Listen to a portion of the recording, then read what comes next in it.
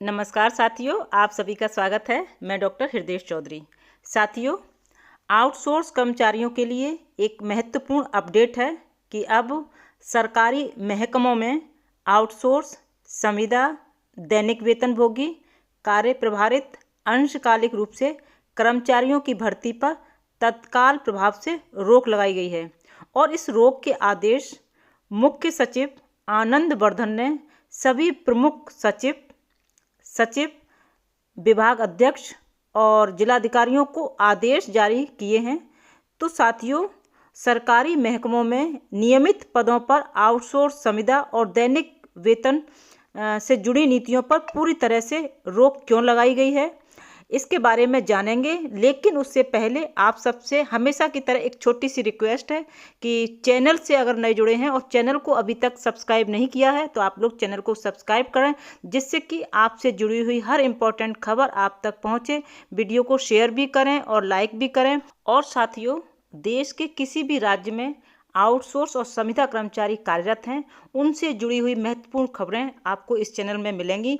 तो साथियों, चैनल को जरूर सब्सक्राइब करें। आगे बढ़ते हैं अपने मुख्य बात पर। साथियों, उत्तराखंड की धामी सरकार ने सभी विभागों में संविदा, आउटसोर्स, दैनिक वेतनभोगी, अंशकालिक, नियत वेतन और तदर्थ भर्तियों पर पूरी तरह से प्रतिबंध लगा दिया है। और इसके लिए साथियों, मुख्य सचिव आनंद वर्धन ने इस बाबत सभी प्रमुख सचिव, मंडलायुक्तों और जिलाधिकारियों को आदेश जारी किया है। और इस आदेश को यहाँ पर आप देख भी सकते हैं, इस आदेश को। और यहाँ पर जो डेट है इसमें 25 अप्रैल 2025 की है, यानी कि अभी जल्दी का आदेश है। और इस निर्देश के अनुसार अब विभागों के अध्यक्षों को अपने अपने विभागों में रिक्त नियमित पदों पर चयन आयोग को अध्याचन भेजना अनिवार्य होगा। और मुख्य सचिव ने यहाँ बिल्कुल स्पष्ट किया है कि यदि कोई अधिकारी प्रतिबंध का उल्लंघन या कर संविदा या आउटसोर्सिंग से नियुक्ति करता है तो उसकी व्यक्तिगत जिम्मेदारी तय करते हुए अनुशासनिक कार्रवाई की जाएगी। इस आदेश में पूरी तरह से इस बात को स्पष्ट कर दिया गया है कि अगर नियमों का उल्लंघन किया गया तो कड़ी कार्रवाई हो सकती है। और इसके साथ ही प्रमुख सचिव ने यह भी कहा है कि प्रदेश में छठे वेतन आयोग की सिफारिशें लागू होने के बाद चतुर्थ श्रेणी के कई पद समाप्त कर दिए गए थे। यानी कि छठे वेतन की सिफारिशें जब लागू हुई तो जो चतुर्थ श्रेणी के पद होते हैं, जो भर्ती होती है, उसमें चतुर्थ श्रेणी के कई पद समाप्त हो गए थे, कर दिए गए थे। और इन पदों की पूर्ति के लिए अब तक आउटसोर्स के जरिए कर्मचारियों की तैनाती की जाती रही है।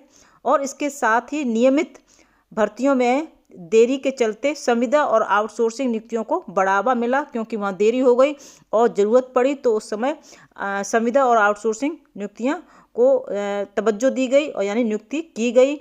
इस बार मुख्य सचिव ने बहुत ही स्पष्ट किया है कि पूर्व में जारी शासनादेश को संशोधित माना जाएगा। अब किसी भी विभाग में नियमित रिक्त पदों के स्थान पर संविदा, आउटसोर्स या किसी अन्य व्यवस्था के तहत नई नियुक्ति नहीं की जाएगी। ये बहुत ही साफ लफ्जों में यहाँ पर कह दिया गया है। ठीक है साथियों। और उसके साथ एक और महत्वपूर्ण बात यहाँ पर ये कही है कि मुख्य सचिव ने विभाग अध्यक्षों को निर्देशित किया है कि वह नियमित रिक्त पदों का तत्काल आकलन करें, यानी कि कितने पद खाली हैं उसका पुनरीक्षण करें और अध्याचन समय से चयन आयोग को भेजें। भर्ती प्रक्रिया समय पर पूरी हो, इसके लिए आयोग से समन्वय बनाए रखा जाए। साथ ही समय समय पर इस प्रक्रिया को नियमित समीक्षा की जाए। साथियों, इस निर्देश के बाद विभागाध्यक्ष खाली पदों की जानकारी हासिल करेंगे ताकि अध्याचन समय से आयोग को भेजे जा सकें और भर्ती प्रक्रिया पूरी तरह से समय से हो सके। और साथियों, उत्तराखंड सरकार ने आउटसोर्स, संविदा, दैनिक वेतन, अंशकालिक पदों की भर्तियों के लिए जो नई प्रक्रिया के तहत यानी कि आयोग के द्वारा विधिवत भर्ती अपनाने की जो शुरुआत की है, उसको लेकर आप क्या सोचते हैं? कमेंट बॉक्स में अपने कमेंट जरूर लिखकर बताइएगा। साथ ही किस प्रदेश से हैं, किस जिले से हैं और क्या ये जो शुरुआत की गई है प्रदेश सरकार के द्वारा, उत्तराखंड सरकार के द्वारा, आप उसके बारे में क्या सोचते हैं, आपकी क्या राय है, क्योंकि आपके कमेंट हमारे लिए बहुत बेशकीमती होते हैं, एक राय निकल कर आती है। तो साथियों कमेंट जरूर करिएगा। और साथियों आगे बढ़ते हैं। उत्तराखंड की धामी सरकार ने सरकारी विभागों में आउटसोर्स संविदा दैनिक वेतनभोगी अंशकालीन भर्ती पर तत्काल प्रभाव से रोक लगाई है और उत्तराखंड के मुख्य सचिव आनंद वर्धन ने इस संबंध में आदेश जारी करके निर्देश दिए हैं। और इस आदेश के बाद उत्तराखंड में अब एजेंसी के तहत अब भर्ती की जाएगी।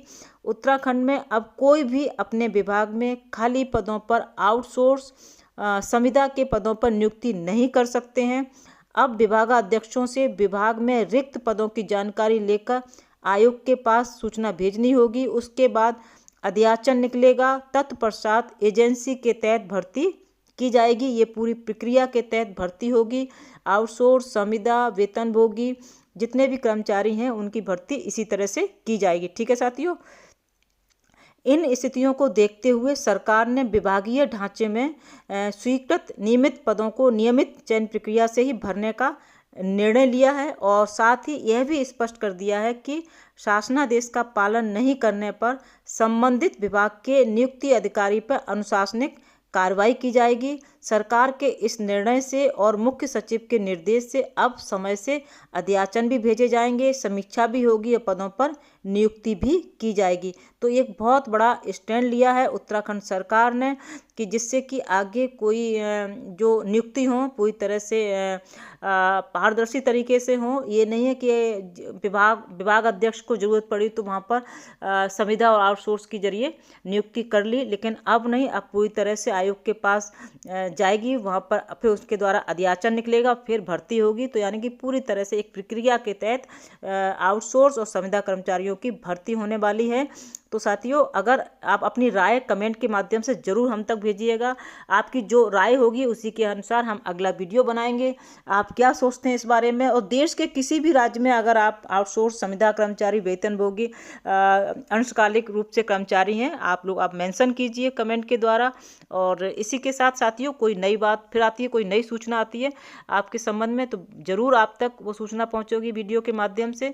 तो जुड़े रहिए साथियों, चैनल को ज्वाइन कीजिएगा। फिर मिलते हैं नए मुद्दे के साथ, तब तक जय हिंद जय भारत।